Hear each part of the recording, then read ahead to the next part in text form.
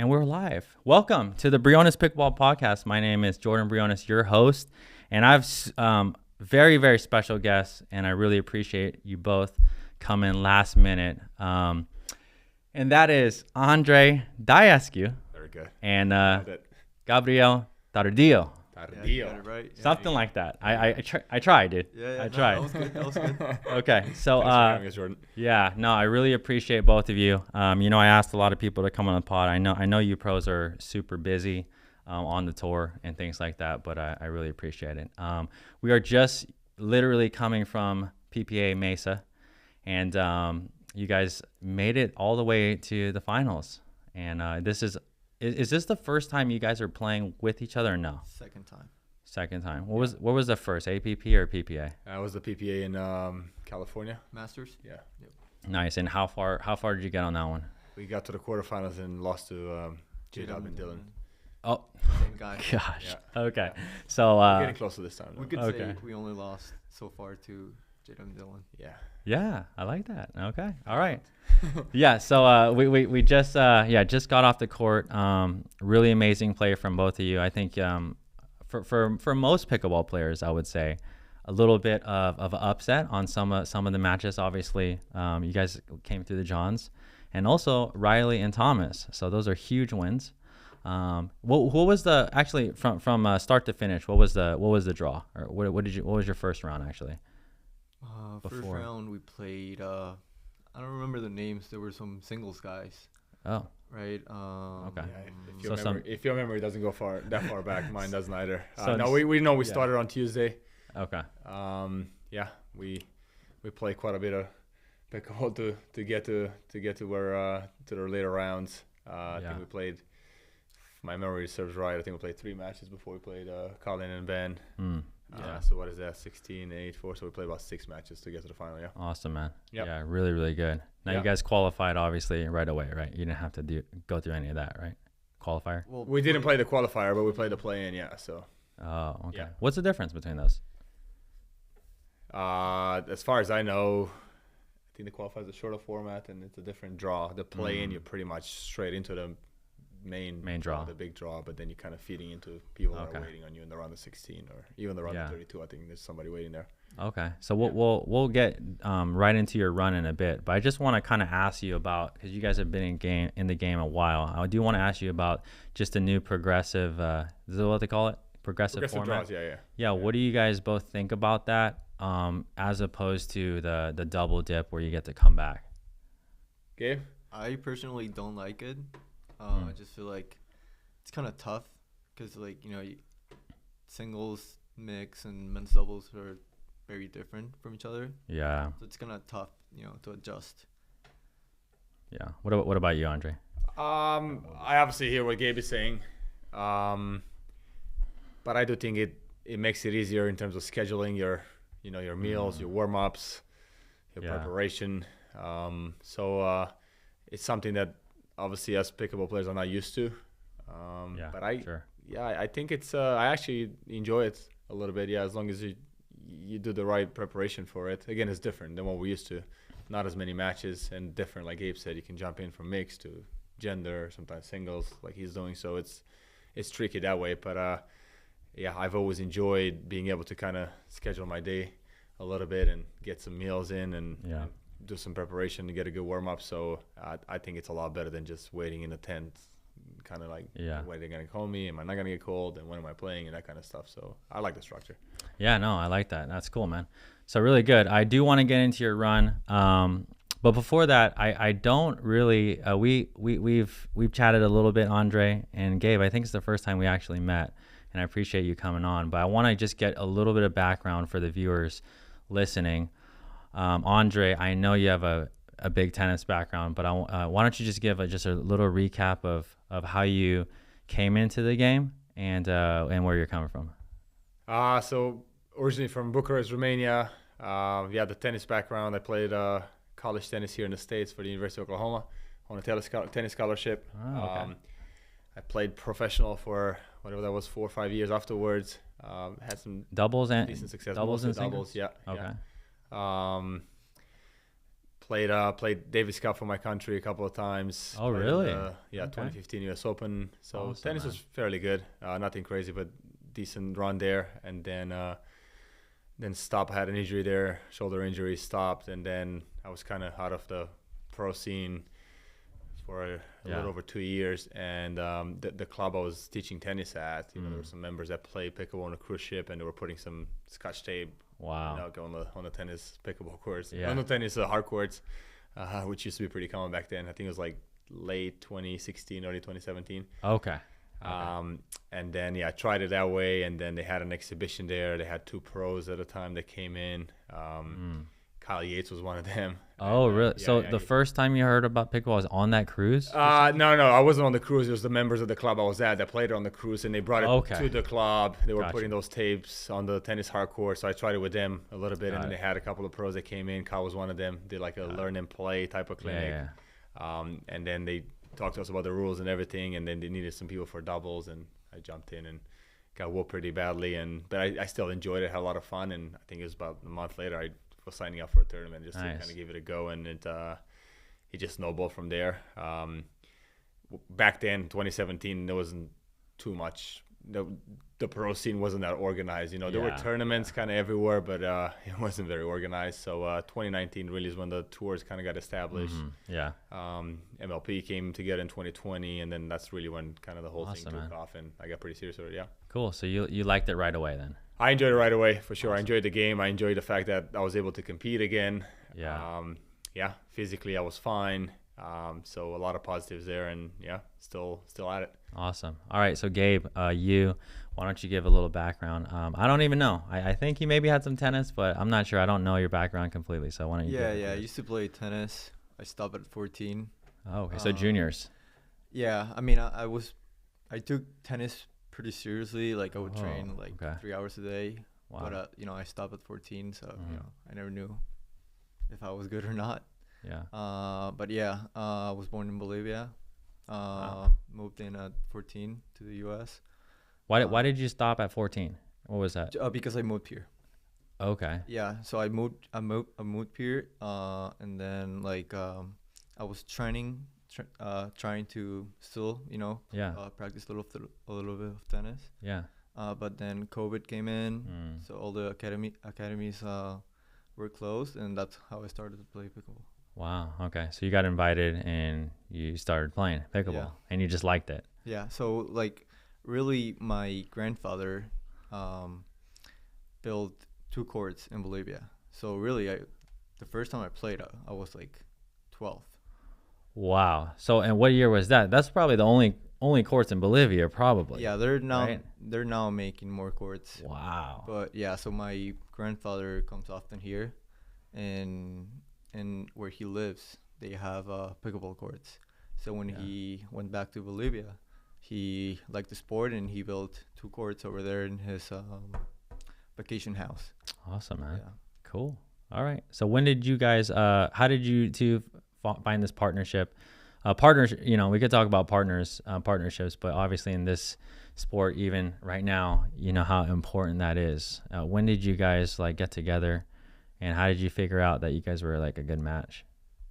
Well, we live about 10-15 minutes away from each other, so we used to practice quite a bit together. We still do, obviously. Yeah. And we at the end of last year we're talking about it, and we've been practicing so much together. We figure why not give it a couple of goes, in some of the tournaments to start the year and see how it goes. And I personally believe that being able to practice with your partner is huge. Yeah.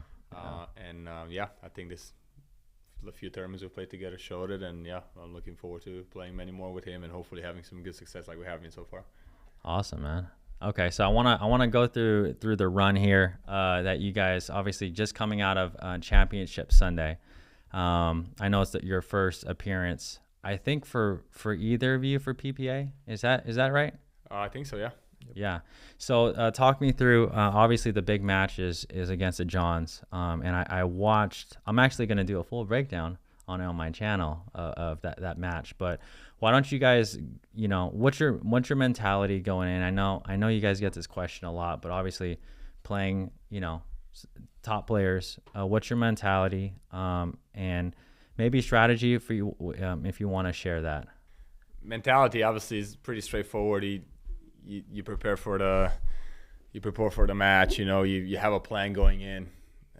We obviously watch a lot of video. We try to figure out how we can play up to our strengths. So we had a pretty definite plan going in. And throughout the match, we just kind of kept reminding each other of what we have to do and kept each other positive and with pretty high energy. And that was really the key to success. Obviously, being able to pull off a win against Ben and Colin is very hard, as the results have shown historically. They don't lose that often, and so we're super excited to be able to come out with that win. In terms of the strategy, I guess you'll figure out on your YouTube. Okay, all right, I will. Over there, yeah. Really quick, a specific question for you, Gabe. Anything specific that you were focusing on? Just in that match, just for you. Yeah, I mean, we were, because going into the match, we knew that we had to be aggressive. We're not gonna think Ben down. So yeah, I mean, we were just being very aggressive, speed up a lot, drive a lot, and we had really nothing to lose, so we just went for it. Yeah, no, you guys played awesome. Andre, you're obviously on the taller side. You said 6'4", probably 6'5". 6'5", only on high heels, but 6'4". Right. Yeah. Gabe, you're 6'1", so you guys obviously had height. Still growing though. There you go. 15, 16. Yeah. Wait, what are you, dude? 12. No, I'm 18. You're 18. Okay, I was gonna say okay. But Andre, I've actually seen your game kind of develop over time, because I have watched some APPs when you played with Pesa. Yeah. And you've got a couple. Played here last year, I think, with Mesa. Yeah. Yeah, and you got a couple golds there. Yeah. But a lot of tall people, actually, because I coach a lot of players, a lot of tall people struggle with using their height to their advantage and leaning in effectively. I think you're one of the players that actually do it very well. And I don't know, any advice or that you can give to other players that have the length? Do you know what I mean? But they don't. I know what you mean, yeah. But I still think I don't use my length well enough. I'm still trying to work on that and improve a little bit on that. I still think there's something left on the table for me in terms of covering a little bit more and using my length a little better. But the advice I'll have for the general population is obviously trying to be super flexible. There's a lot of twisting and turning in that kitchen line, getting comfortable with having a very low, wide base. That's going to help you reach. And then just, some strong, balanced quads. Strong legs, huh? Core. But, like I said, I'll definitely like to be a little bit better in terms of the core coverage of the kitchen line. Yeah. Okay. No, really good. Okay. So you guys, I may break down Thomas Wilson and Riley too, but you guys made it through them, but we don't have to go through the whole draw. But let's get to the final, because you guys just came off the court, and I believe it was 3 games. Yeah. Right? And we just I just caught the tail end. Actually, my wife was playing 4-5, so I wanted to watch your whole match. But priorities, yeah. Yeah, but why don't you kind of walk me through kind of just your initial thoughts? And you guys obviously didn't come out with a W at that time or today, but what are some things that you can look back and be proud of, and anything that you want to share? You don't have to go too much about strategy, but anything that you could have maybe done differently, individually. Go ahead. I know this is a really tough question, by the way, but no, look, I know it's fresh. Yeah, we came out a little flat energy-wise. Didn't get off to a good start. So last game on pretty quickly. Definitely did a lot better in games 2 and 3, but just game 2 to kind of turn that momentum around and just settle in and play more of our game. And game 2, I just didn't play that well down the stretch when we got to, I think, 7-0, 8-0, whatever the score was. Yeah, and then game 3 was neck and neck, and we had some chances, and we lost a close one. So definitely a lot of positives to take out of today's match. We were very close. We were right there. Yeah, you were. I haven't watched it yet. It's going to be a couple of days before I watch it, but I'll watch it and try to figure out what we could have done better as a team and what I could have done better myself. And, join, sign up for the next tournament and try to do better next time around when we get to play them. So, we practice with these guys. We know how good players they are. They played a really good match, both of them. I think they really didn't make that many errors today. They played. Wait a minute, are they in Florida too? JW's in Florida. Dylan comes down fairly often. And you guys practice with them all the time? Not all the time, but we practice a fair amount. Oh, wow. Yeah, Okay. yeah. So, all right. yeah. I didn't know that. They've obviously had a lot of success on the pro tour, and they've won a lot of gold medals, and that's for a reason. You know, they're really strong players. But like I said, I felt like we were there, and a couple of lucky breaks here and there, and playing a little bit down the stretch, and yeah, we could definitely do a lot more damage. Yeah. What about you, Gabe? Anything? Just any thoughts? You know, it doesn't have to be a lot, I mean, they really played great. I think we did as well. Like Andre said, I think we were a little flat on the first game, but yeah, I mean, maybe just, you know, a couple spots. Like I think I went a little too much to Jado's back end, you know, some unfortunate speed ups, but no. Okay. We played well, and they played a little better. Yeah. No, great job, guys. I mean, great game. I'm gonna watch it too, because as a coach, I study all you guys. Okay. So that's the cool thing. I study you guys. I study the patterns. I study the speed ups, and it's just really good to see that. So, all right. So really quick, we're just gonna get into a few things here. What paddles are you guys playing with? Let's just get into that, and you can kind of say your paddle. I know you guys are with 2 different companies, but let's talk about that really quick, and what in a paddle is important to you. Andre. Tardio. Tardio is gonna take this one first. Yeah. All right. Well, I'm playing with the Vintage Pro. All right, newer company then, right? It's a new company, based in Minnesota. Okay. Yeah, I'm playing with the 16 millimeter. It's a carbon face paddle. It's great. I love it. And what was the other question? Yeah. Well, what in a paddle is like important to you? You know, when you're trying to find one. Yeah, I think, you know, the surface. It's probably the most important. You know, have a really good grit levels in the paddle. Okay. It's really helpful for everyone, I think. Yeah. And then power and control. This one has both. That's why I like it so much. You know, like. Is it 16? 16. Okay. But yeah, it's, you know, and I want to put away. It's really good at that. And then at the time, you know, to play soft and resets and stuff. Yeah. It's great at that too. And awesome. Yeah. Awesome, man. Andre, what are you swinging, man? Yeah, so I play with a Proton, Series 1, 11 millimeter. That's the 11. Yeah. Wow, that's pretty thin, surface. It's as thin as I like it to be. Actually, I enjoy the way it moves through the air and the pop I'm getting from it. And the nanotech surface is obviously something new in the game of pickleball, but I've adapted to it very well, and I think I can create a lot of spin, and I'm getting a lot of power out of the paddle as well. So awesome, man. We started working together, I think it was late last year, October, something like that. They had their first big size production, I think, in December. They've been coming up with a lot of paddles since then. Now they have the Series 2, Series 3. They've added a couple of other pro players to their team. And Megan DeJohn, CJ Klinger. Megan obviously made a good run here as well. And so did CJ. He made a pretty deep run with Jaume.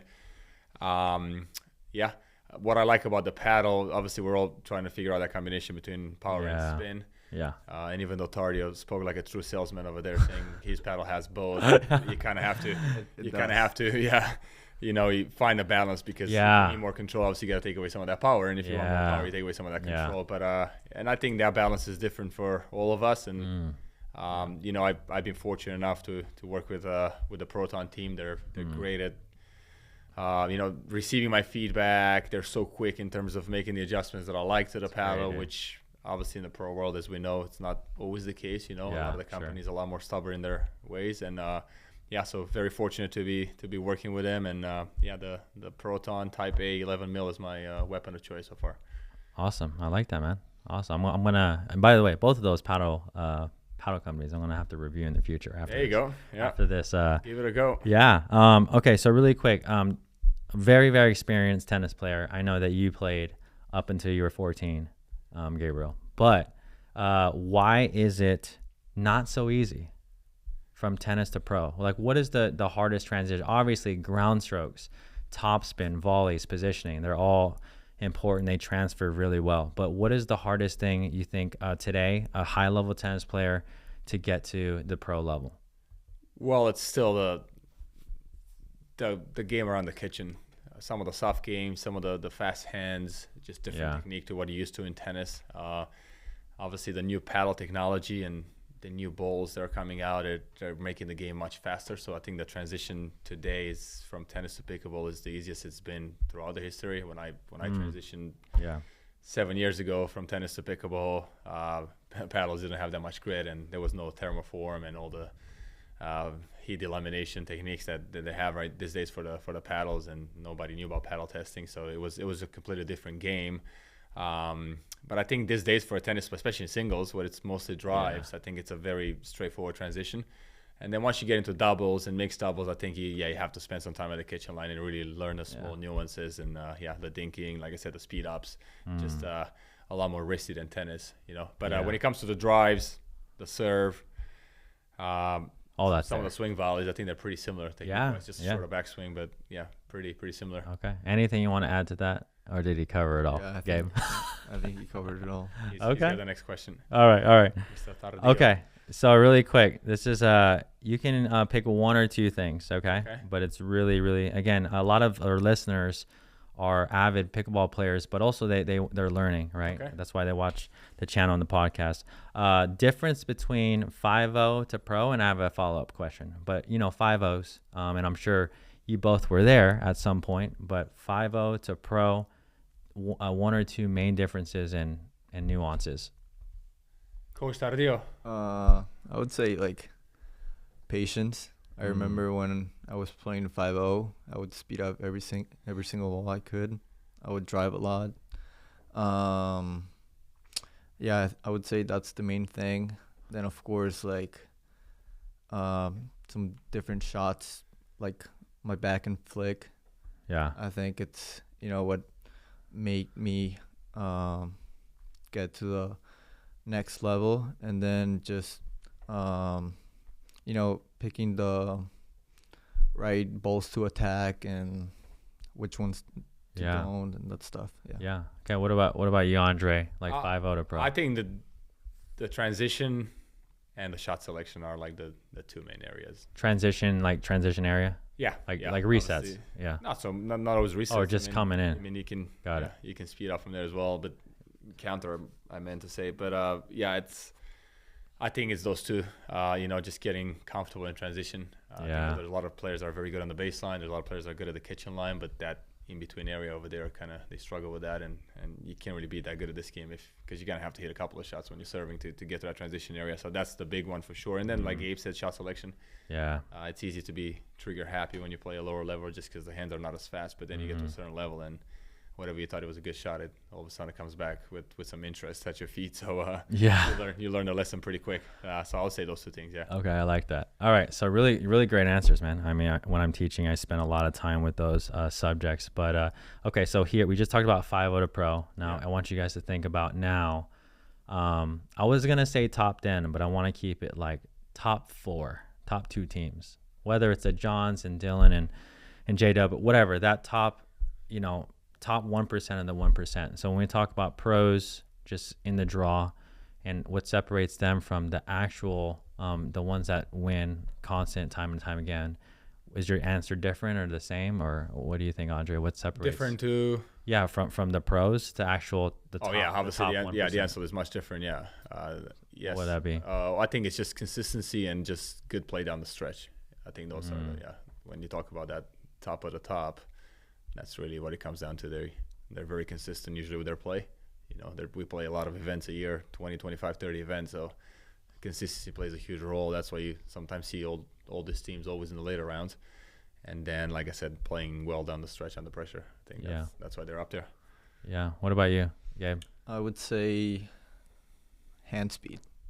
Because if you really look at Ben and like J-Dub, her hand speed is a lot better than most of the other pros. Okay. Yeah. Would you agree or disagree? Or is that up there for you, Andre? What do you think? Oh, I think it's a good answer. But there's other guys with extremely fast hand speed. Yeah. James obviously is the first one that comes to mind. It's got a really clubby hand. I think there's a lot of players with fast hands. But definitely those two that you mentioned are for sure at the top of the game. Oh, yeah, great answers, man. All right, so really quick, I want to get, because I know you guys are training, and obviously both of you have made tremendous waves in on the tour and also in your game, because I've seen obviously you've improved greatly in the past. Let's talk about 6 to 12 months. Andre, I remember watching you a little bit, APP, obviously on TV, not in real life, but what are some in this past 6 to 12 months, what are some things that you personally have been like working on in your game? And I think that'd be really just good for, because people think pros don't work on things, right? Yeah. So what have you been specifically working on and solidifying your game? It's always changing. I think the game is changing a lot because of the equipment changes, so you kind of have to stay on top of it. I can't say it's one thing that I've been working on, but like there's always new shots that come in. So I've definitely been working on my two-handed topspin dink. I've been working on my back and end forehand roll. I think those can always improve. Definitely been working some on the transition. I think transition is much different today than it was, let's say, a year ago, even 6 months ago.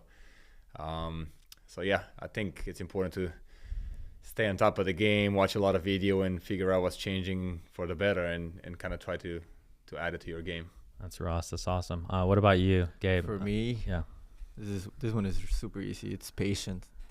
Okay. All right. I used to be so impatient back in the day.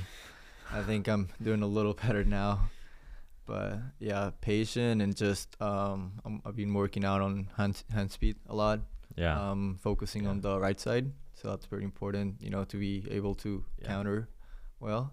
Yeah. So I would say those two things are like the main things I've been working out. Good. And you said your backhand flick, right? You've been working on that, right? Yeah.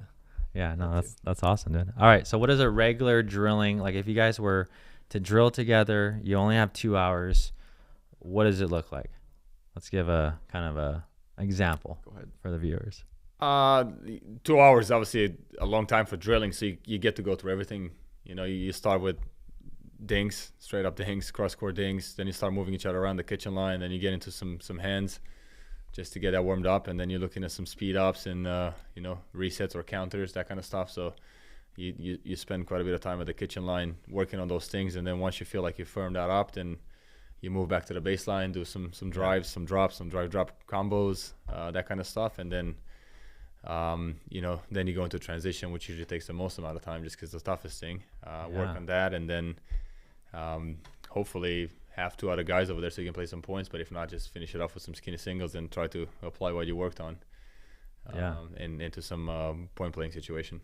Okay. Is that what it looks like for you? Yeah. Okay. All right. Okay, cool. You missed serves? Yeah. And returns? Yeah, definitely. Serves and returns. How much do you work on serve and returns? It depends. With the competition ball changing this year, you definitely spend a little more time on it. I don't know if we always do like just serve and return. Usually we do serve, return, and third. Yeah. That's kind of the pattern we train, but that kind of includes the serve and the return. And, you got to put in the time for those. I mean, the rules on the body movement have changed, for the serve. The balls have changed. So I spend probably a good, I don't know, the first few weeks, probably like a 15-minute a day on those. Yeah, on those, which I normally wouldn't. I'll probably spend maybe 5 minutes or so. Yeah, and you're not playing. You're playing singles, but you're not, right, Andre? No singles. Yeah. No. Why is that? Just because he's just not as young as Gabe over here anymore. So how old are you, Andre? 36 in a few days. Oh. Yeah. Okay, you're only a few years older than me, man. Come on. Yeah, and only 18 years older than Gabe. So it's not a fair fight when it comes to singles. He's got a younger legs, but yeah, I've played a bunch of singles before. When I started, I've played a ton of singles, but the draws are getting bigger and bigger. Yeah. Competition is obviously stronger and stronger, so the singles takes a huge toll on your body. So I have a lot of respect for the guys that are doing all three, and people like Ben, for example, that do well on all three. I think it's severely underrated how good of a performance it is just from a physical standpoint. I think it's so hard to recover and be able to do that, for the amount of tournaments that we play every year. So yeah. Okay, cool, man. All right, so mixed, you both play mixed though, right? Yeah. You guys don't have consistent mixed partners. It's like that's tough, right, to find them? My partners are pretty consistent. Oh, who do you play with, Andre? So I've played this year to start. I've played with Leah Jensen on the PPA side, with Megan Fudge on the APP side, and it's been last year I've played a ton with Susanna Barr and had some really good success. So I I've been pretty consistent with my partners. Oh, okay. All right. What about, who are you playing with? I played this weekend with Mary. Mary Russia? Oh, nice. I'm supposed to play couple with Jesse Urban, but with this whole situation, I'm not sure. Okay. All right. Mixed versus men's doubles. What are some skills you think that, because obviously, do you think the skills are the same, or do you think you need specific skills in particular for mix as opposed to men's?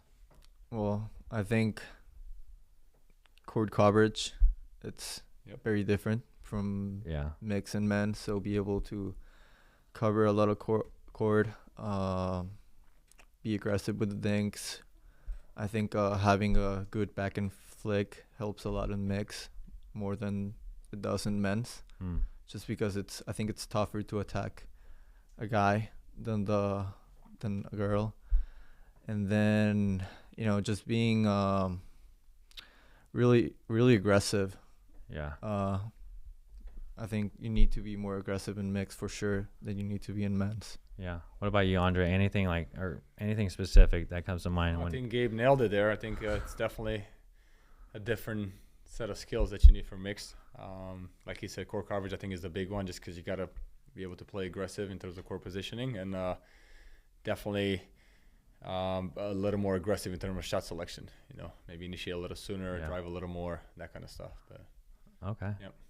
All right. No, really good, guys. All right. So last question here. And I know we talked about a lot of different things, but this is kind of a fun one. And I know you guys obviously interact with a lot of players on the tour, but I don't know if you've seen those video games at all where you could build your own character. Okay. Like 2K and like, okay, I don't know, yeah, or any game. I know what you're talking about. Yeah. Right. So we'll go down a list. We'll start with basically building the dream character, but you can't include yourself. You could or you could not. But like forehand, let's go forehand drive. Who would you pick for that? And because we're gonna build basically a bulletproof Pickleball player. Yeah, pickleball player. So who would you go with, Andre? Forehand drive. I don't play that much singles, so why don't we let Tardio answer? All right, go ahead. Jack sock for sure. Okay, Jack sock. All right, backhand, two-hander, drive. Backhand to hander. James. Connor, James or Connor, yeah. Okay, James or Connor. Zane's pretty, actually. Yeah. Okay. All right, what about drops? Just consistent, reliable. You need someone to make it. If your life depended on it, who would you pick? Ben for sure. Pretty tough, right? Yeah. You could include women too. When he's in rhythm. If we can include women, then probably Vivian David, yeah. Oh, okay. Shout out to Viv. Yeah. She wasn't missing many. All right.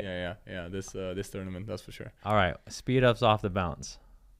Speed ups off the bounce. On the backhand side, you have to go James, right?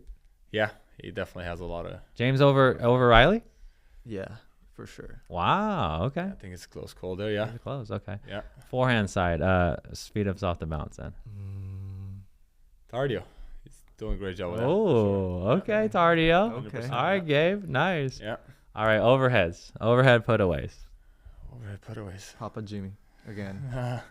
Yeah, maybe. Or J-Dub. Yeah, Ben's got a scary overhead as well, so. Okay. Yeah. All right, what about counter attack? Who would you put there? Counter attack. Yep, just counters in general. So you guys weren't ready for this one. J-Dub. No.